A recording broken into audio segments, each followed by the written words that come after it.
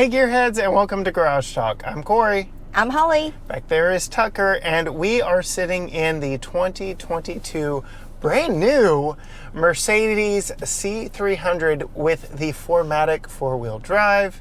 And in this video, we will tell you how this luxury vehicle fits our family. Stay tuned.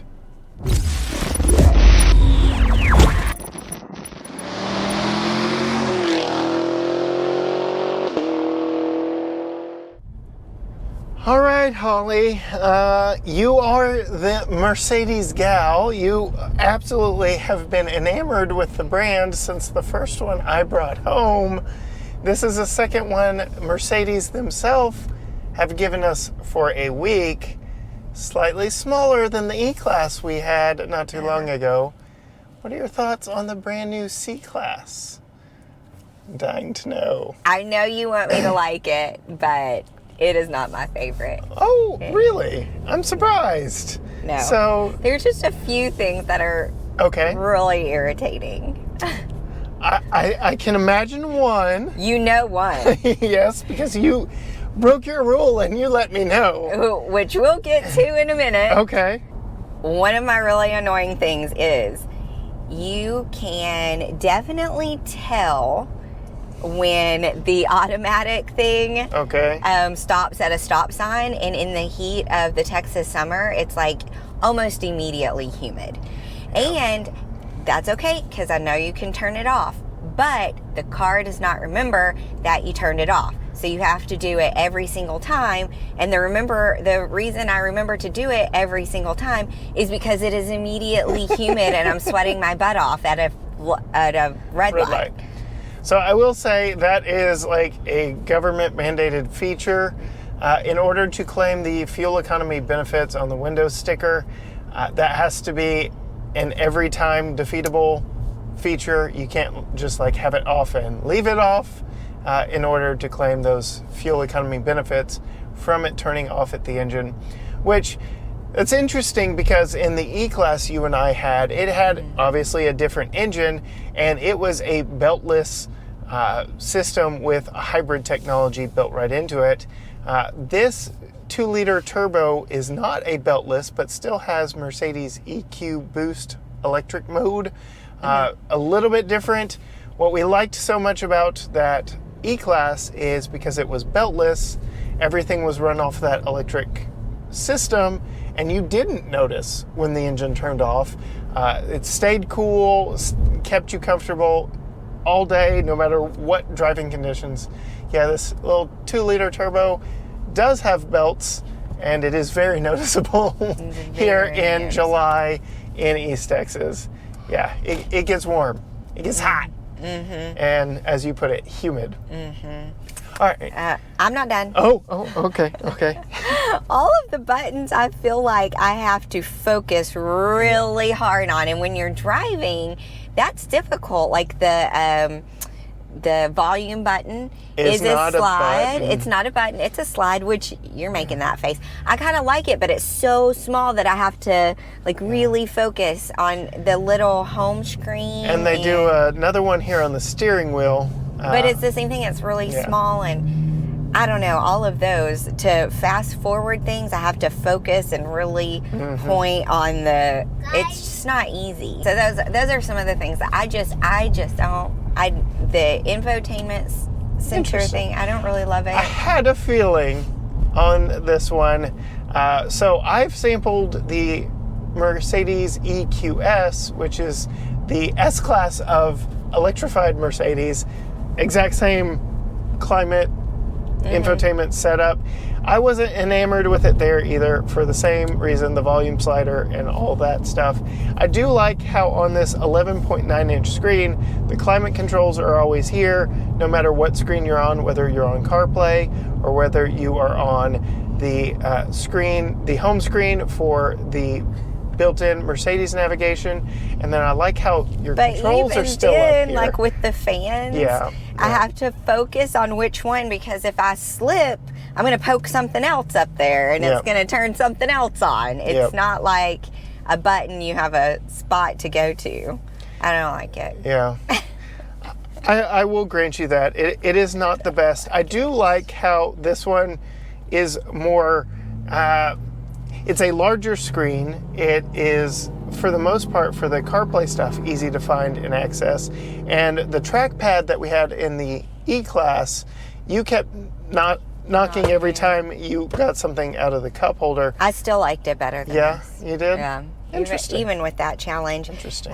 Do we want to talk about the biggie that I didn't like before we move on to the things we do like? Absolutely. Get all the negative out. Why did we start with the negative? I guess the bad news, then the good news. Right. Okay.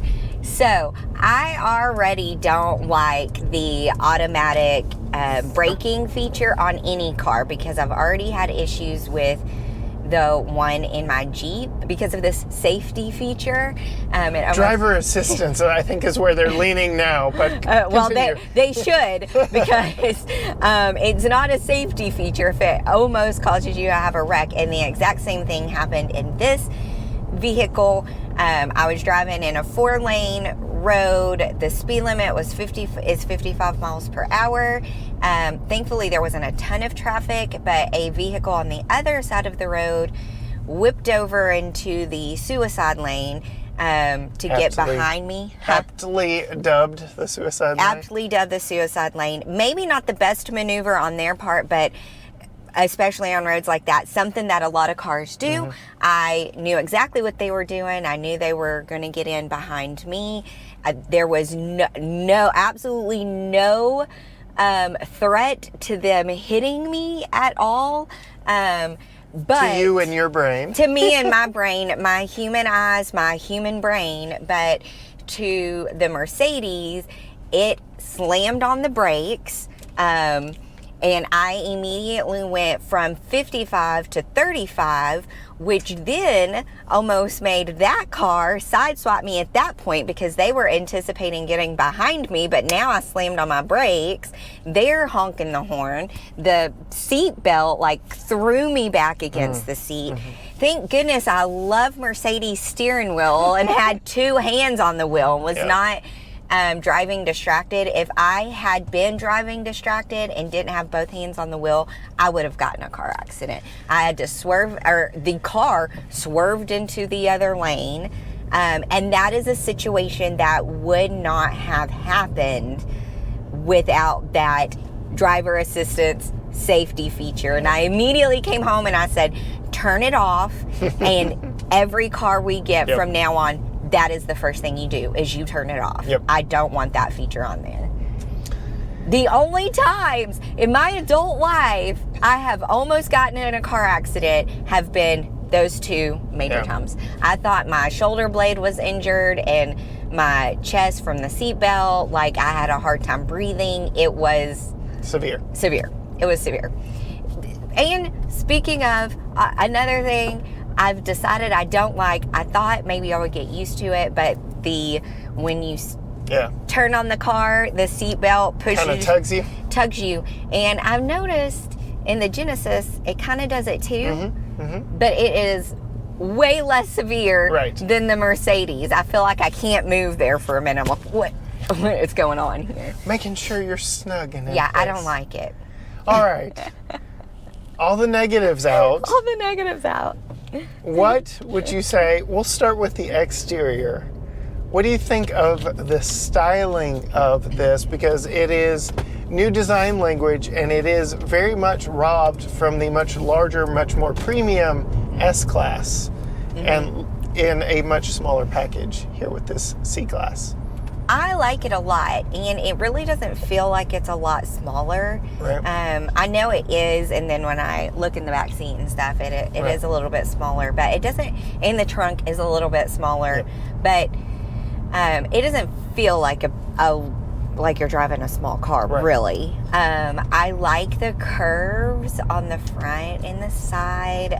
It just makes it look really sleek, a luxury car, driving down the road. And then the grille. Something that turns heads a little bit, which is nice. The grille has got that large, prominent Mercedes logo, and then repeated in the pattern around it are just the tri-points of the center part of the Mercedes logo. Very classy look. Yeah, which I'm a brand person. Put that brand in there everywhere you can. And that's just like a subtle little detail that's really nice. Yep. Right. There's a lot to like about this car. Moving inside, we have the red and black, very sporty, athletic interior. We've got this, what looks to be a mixture of aluminum and carbon fiber on the dash. Very sporty, racy in here. What are your thoughts on the overall interior design? The steering wheel is very sporty, racy, which I love the Mercedes steering wheels. Like I said, it makes it very easy to have both hands on the wheel. Saved my life. The steering wheel. I like the flat bottom of the steering wheels. I really like that detail. But the red, fan of the red. This is one of the interiors that it's red, but it's not gaudy. Right. Because you got the black accents on it too. There's a lot of different textures, which is nice. So whatever this is on the leather. Dashboard, it's leather. It's really soft. It's nice. It's gonna last. I mean, you can tell it's gonna last. And this then is kind of squishy. Metal everywhere in there, so you've got a lot of aluminum in here. I like this little floating panel on the door that has ambient lighting back behind it. There's ambient lighting everywhere. It's so pretty. Even Tucker loves it. The seat controls look like a seat. Yes. I like that. So you know exactly what it makes it easy, and you know exactly what you're moving. I like that. And then 3-person memory, which is good. Our tester does not have the ventilated, but these are heated seats.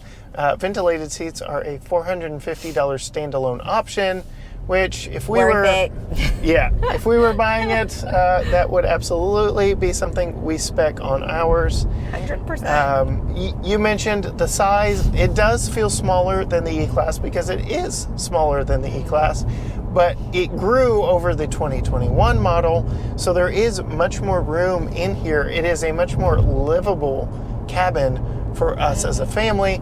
Tucker's in his car seat back there. We'll go ahead and cut to car seat installation back there in the back. So this C-Class very likely could be a family vehicle, and for that I want to see exactly what it is like putting a car seat back here in the back. Will say I have not been a huge fan of sedans and car seat installation in my life as a dad, and I can absolutely see why everybody is going to SUVs when they have a family. It's just so much easier to put that rear anchor in. But let's jump in and see what it's like putting my Graco forward-facing car seat in place right here. I'm gonna go ahead and get that rear anchor up and attached, which is the most difficult part, just trying to contort and get that in place. Now, this does have some hard plastic covers over the lower anchor points, which makes them very easy to see because they're not covered by leather seating fabric or anything of the like, and they are very easy to access. The covers actually just push back behind the latch, so you don't have to worry about losing them if you take the car seat out. So getting those lower anchor points are very easy, but this is the tough part. Getting this lower latch tightened and into place. Other than that rear anchor, very easy car seat installation here. The contour of this seat does mean the seat back is going to be really close and kickable for Tucker back here in the back seat, but as long as he is not beating up these leather seats too much, I think we should be fine. Overall, comfortable, spacious interior, awesome exterior design, ride quality. You've driven it much more than me. You claimed this car when it showed up. So how does it ride? What are your thoughts there? Perfect. It's very smooth, very fun. It gets up and goes. I mean, I can't imagine anyone not liking driving a Mercedes. I mean, I could use some more power, but the seat is comfortable, but No, you don't need any more power. So that leads me to ask, what are your impressions with visibility? How well can you see out and around?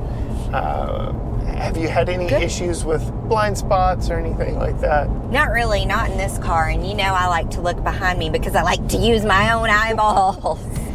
This does have 360-degree cameras. It does have blind spot monitoring. But yes. I use it all. I use the technology in my own wits. So, window sticker right here in front of me. As this one is spec'd, it does have quite a few options on it, including the AMG Line night package, which gives you your steering wheel that you love so much.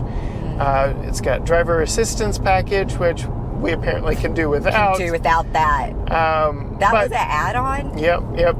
It's got Don't add it on, people. Don't add it on. I will say, for the gearheads who need their specs, 2-liter inline turbo 4-cylinder, routed primarily to the rear wheels. This does have 4MATIC 4-wheel drive, all-wheel drive, 255 horsepower, 295 pound-feet of torque, 9-speed Mercedes-designed transmission. Have you ever been like wanting it to shift and it just not being there? Exactly. Very good transmission, good powertrain, good all the way around. But what would you imagine that this one costs? The E-Class, again, bigger sibling to this, much more luxurious, had some more tech, the sunshades in it and such, was $87,000. This slots below it in the size and premium features. What would you say this 2022 C300 4MATIC costs? 78. No. No. 58. Really? 470. Okay. Well, that is definitely doable. Yep. That's definitely a lot with the luxury. Of course, you've got the Mercedes brand and reputation for being good, reliable cars for many years. Right. That's definitely worth the price point. Just don't get the driver assist. So we'd probably spec it a little bit differently. The other vehicle in our garage as we record this is a vehicle that very much targeted after me in so many ways in the Genesis GV60. I've got to ask you on camera now. Of all of the 2 vehicle at a time testers that we've had, if we were frozen in time with these 2 test vehicles, is this the perfect garage for us as a family? No. Okay. And on that bombshell, we thank you so much for watching and supporting the channel. If you want to know some behind the scenes stuff that didn't make it into this video, or Holli's thoughts that she may not have fully gotten out in this video, go find her on Instagram at Female Consumer. To find more of what we are doing, you can find us Facebook, Instagram, TikTok, all at GT Garage Talk. You can go to our website and see our award-winning podcast, gtgaragetalk.com. Be sure and hit that subscribe button down below so you see all the videos of every vehicle that we drive. Ring the bell so you are notified when that video drops. But until next time, gearheads, we're off to see his grandparents. Bye. Bye.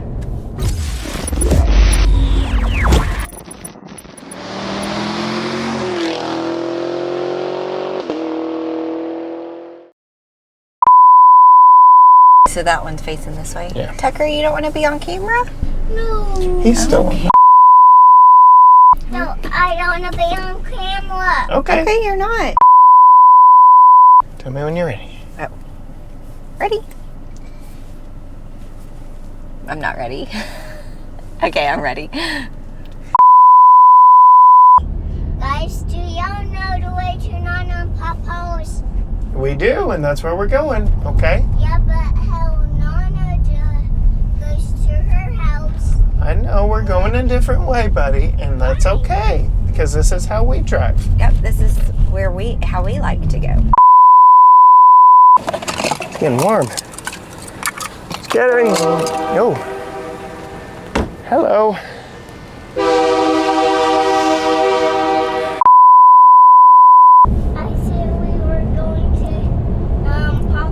We are going to Nana and Papa's. And you know what? We're done recording now.